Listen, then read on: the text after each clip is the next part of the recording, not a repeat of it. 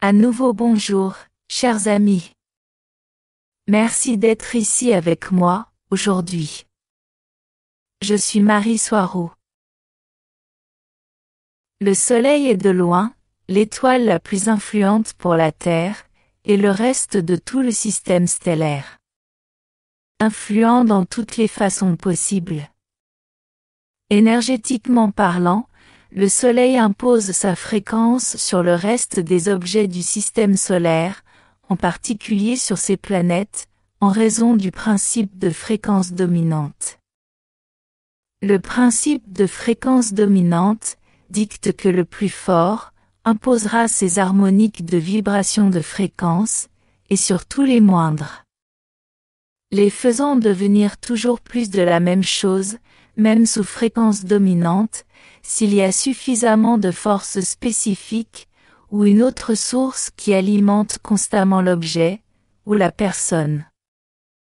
Il peut conserver sa fréquence de base, bien qu'il aura toujours l'interférence et l'influence de la plus forte. Si un objet ne le fait pas, d'avoir une cause ou une source de sa propre fréquence pour l'alimenter constamment, elle deviendra l'égale de la dominante.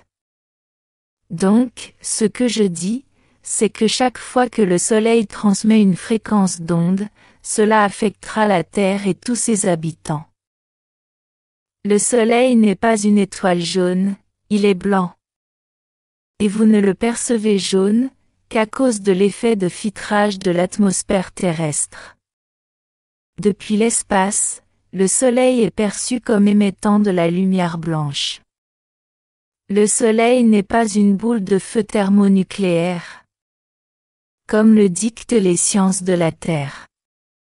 C'est un point de sortie de plasma électromagnétique à haute énergie, faisant partie d'une voie dynamique, de l'énergie élaborée qui relie toutes les étoiles, comme des neurones enchevêtrés. Ce qui arrive à l'une affectera les autres, et elles sont toutes connectées du côté de l'éther, ou du côté de l'esprit, formant un réseau de transit de fréquences les reliant toutes. Le Soleil est un point d'entrée et de sortie à haute énergie. Et les trous noirs ne sont que des points d'entrée, énergétiquement parlant.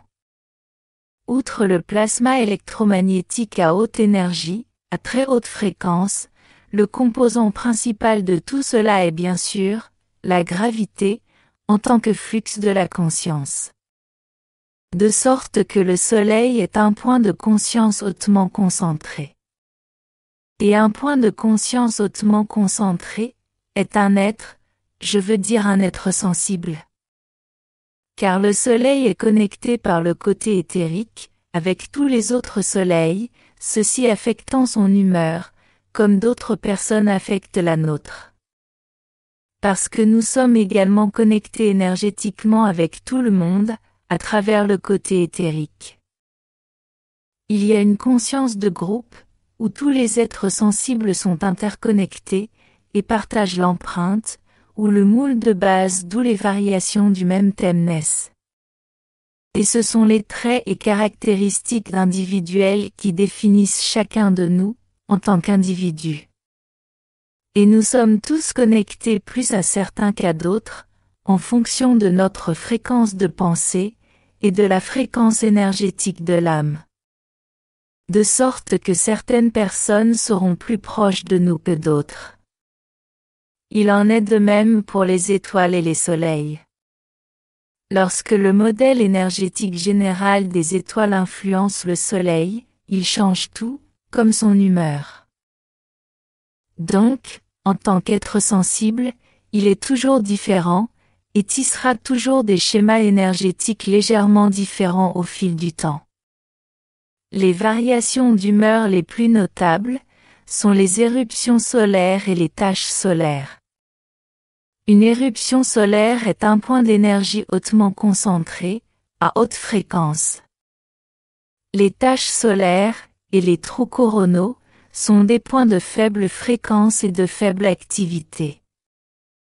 D'un point de vue énergétique et éthérique, lorsque la fréquence vibratoire existentielle moyenne chute suffisamment dans une zone, cela créera un pont vers un autre domaine de fréquence inférieure, comme cela se produit sur Terre, et sur d'autres planètes également. Voir mes vidéos sur les portails paranormaux, pour plus d'informations. Tous les soleils sont d'une fréquence très élevée. Donc, une tache solaire n'est pas nécessairement l'ouverture d'un portail vers les royaumes astraux inférieurs. Elles ne sont pas censées le faire du point de vue scientifique taïgétien, car les taches solaires et les trous coronaux sont une chute de vibration à partir d'une fréquence basse très élevée, qui serait la fréquence vibratoire moyenne de la surface du Soleil. Et la fréquence de chute dans ces zones et ces trous ne font qu'abaisser leur fréquence, suffisamment pour correspondre à la fréquence moyenne de l'espace, ouvert à celle que nous utilisons tous pour naviguer dans nos vaisseaux, et qui soit la fréquence moyenne d'existence, que nous appelons l'espace 5D. Je dois insister sur le fait que, comme mes amis et ma famille ici l'ont partagé avant, qu'il n'y a pas de densité en tant que telle. Il n'y a qu'un gradient infini d'une fréquence inférieure à une fréquence supérieure. Et la gamme de conscience de chaque observateur sensible est ce qui détermine une densité.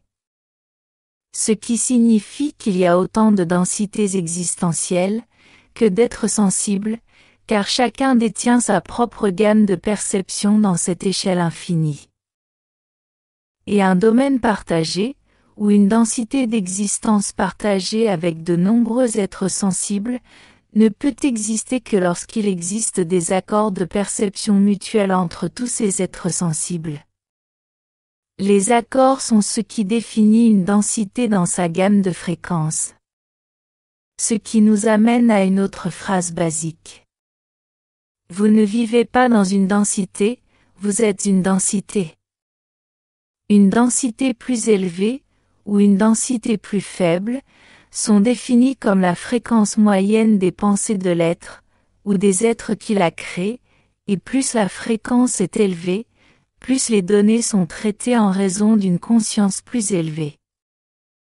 Et comme il y a une conscience plus élevée, l'être sensible peut percevoir plus, de ce qui se trouve dans le champ d'énergie potentiel qui l'entoure.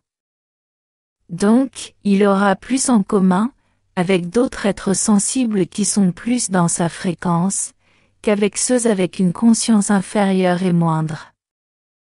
Donc, il est d'accord avec les êtres sensibles ayant une conscience plus élevée, et non avec ceux ayant une moindre capacité de conscience et de perception. Chaque groupe définira alors sa densité d'existence, en fonction d'avec qui il s'associe, et des accords de perception qu'ils détiennent en commun.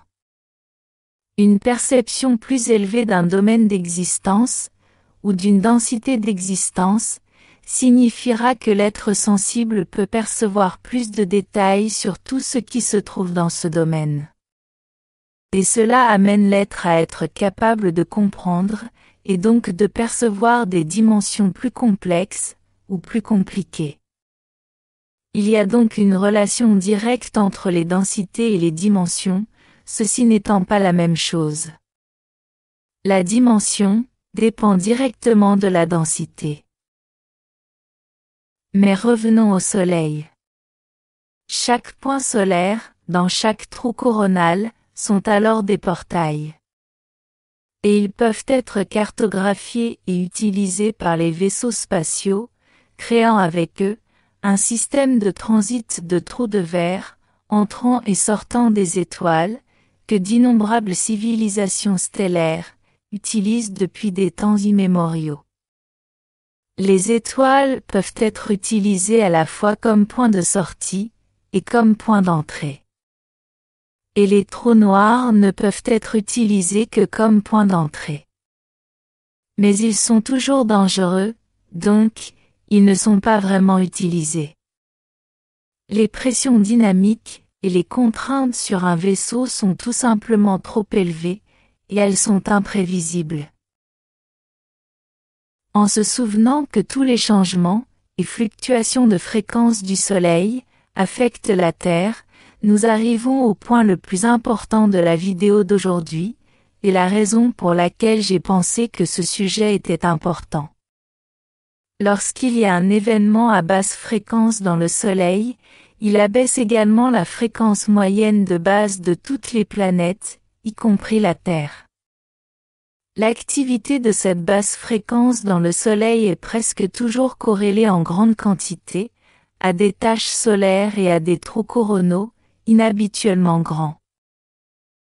Ainsi, lorsqu'il y a un événement à basse fréquence dans le Soleil, la Terre diminue, également en fréquence existentielle moyenne, ce qui facilite grandement la tâche des entités et des esprits du bas astral, pour pouvoir influencer et interagir davantage avec les personnes et les objets du côté matériel.